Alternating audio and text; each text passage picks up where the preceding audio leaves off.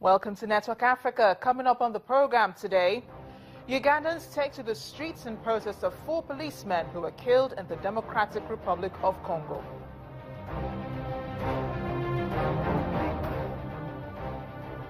Then a UN agency uses satellite data to help Zimbabwean farmers maximize yields in extreme weather. Later, a Malawian chief breaks up child marriages and sends girls back to school.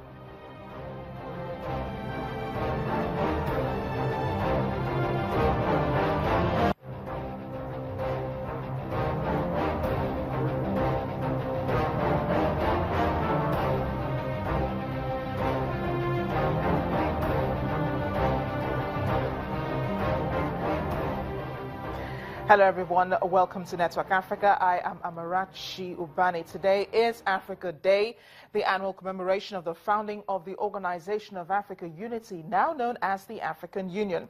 The organization was formed on May 25, 1963, when 30 leaders of the 32 independent African states signed a founding charter in Addis Ababa, Ethiopia.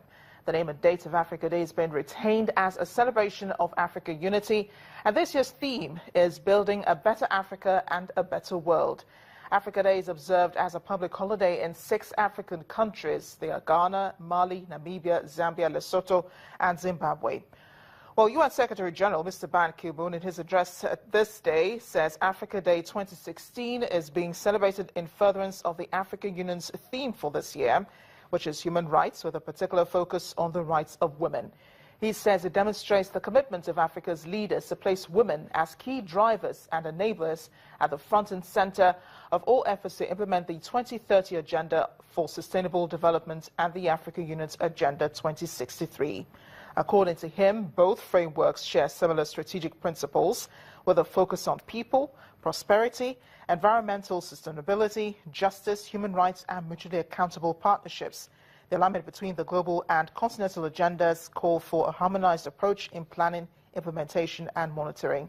Mr. Ban's message to Africa this day is that all stakeholders rally behind the transformative vision set out in the Sustainable Development Goals and Agenda 2063 as, quote, "What is good for Africa is good for the world." To other stories now, the Ugandan government is expecting some answers from the Democratic Republic of Congo in response to the killing of 4 Ugandan policemen by suspected Congolese soldiers on Lake Albert during the weekend.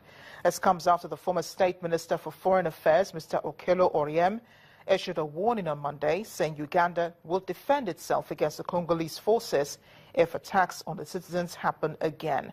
The police were said to have been killed while patrolling the Ugandan border on Lake Albert and their bodies taken to Bunia in DRC. Mr. Oryem described the incident as an abhorrent conduct by the Congolese soldiers, saying they had put DRC on notice that a repeat of any attack may lead to hot pursuit by Uganda's armed force to repel such attackers. A police says the deceased were responding to an illegal fishing incident by Congolese nationals in Ugandan waters before they were ambushed and killed. Renowned Ugandan journalist Joshua Poro joins us from Kampala. Joshua, thanks for staying with us on the program. Has the explanation which the Ugandan government is expecting been given?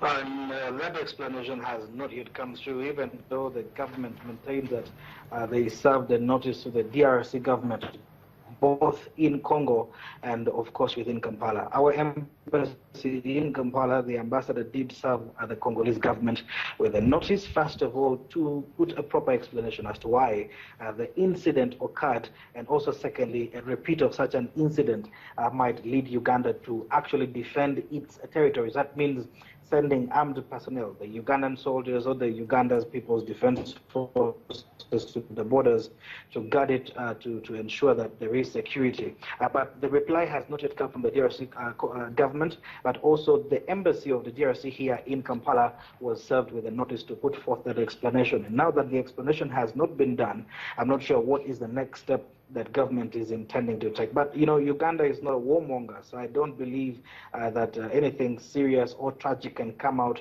of these incidents if the events that happened do not repeat themselves. But one thing I can note is that the people who do fishing on Lake Albert, which Uganda shares with the Democratic Republic of Congo, have made a call to government to reinforce security such that they can be protected, because now they are scared. If the soldiers can kill Uganda policemen who are on a police boat, which is clearly marked Uganda police, what will they do to the civilians? So this is an explanation that the entire country is sitting tight and waiting to hear what happens next. Okay, but the Foreign Ministry in Kampala says a repeat of these incidents may compel the Ugandan authorities to take self-defense measures to protect the citizens. So should we expect to see a retaliation from Uganda if a suitable explanation is not offered?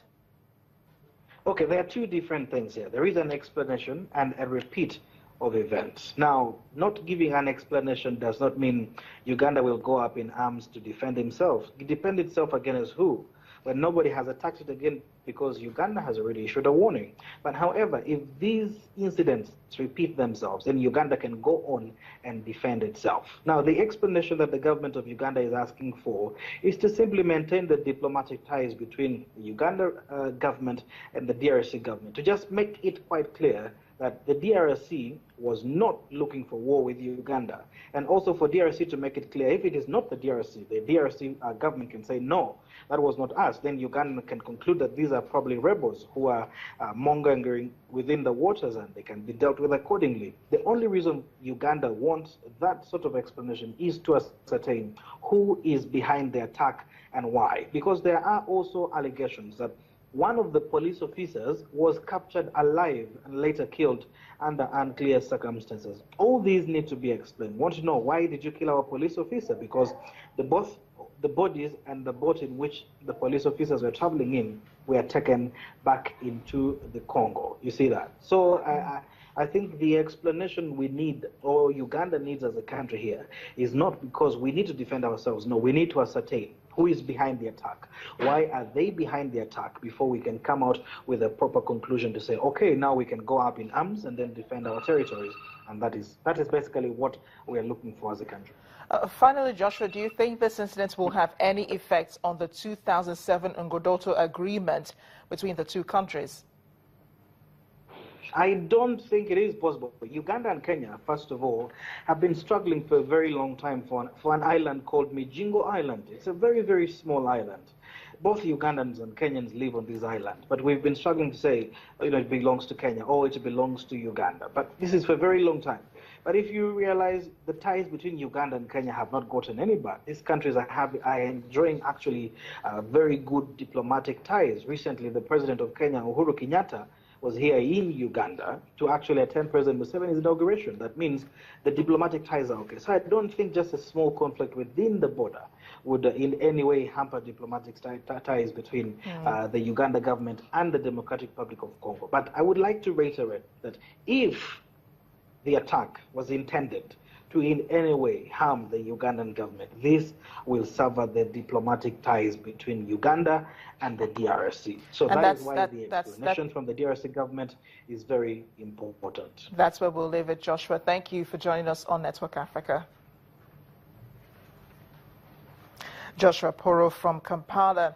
Thousands of supporters of Zimbabwe's ruling ZANU-PF party have been bussed into the capital, Harare, for a million-man march to show solidarity with the president. A military helicopter has been hovering above the venue monitoring the situation. So far, people have been carrying banners calling it a million-man march, even though the crowd is nowhere near that size. As comes as President Robert Mugabe prepares to stand for another term in 2018, and amid claims by First Lady Grace Mugabe that a ZANU-PF faction, allegedly led by Vice President Emerson Mnangagwa, wants to topple the 92-year-old leader.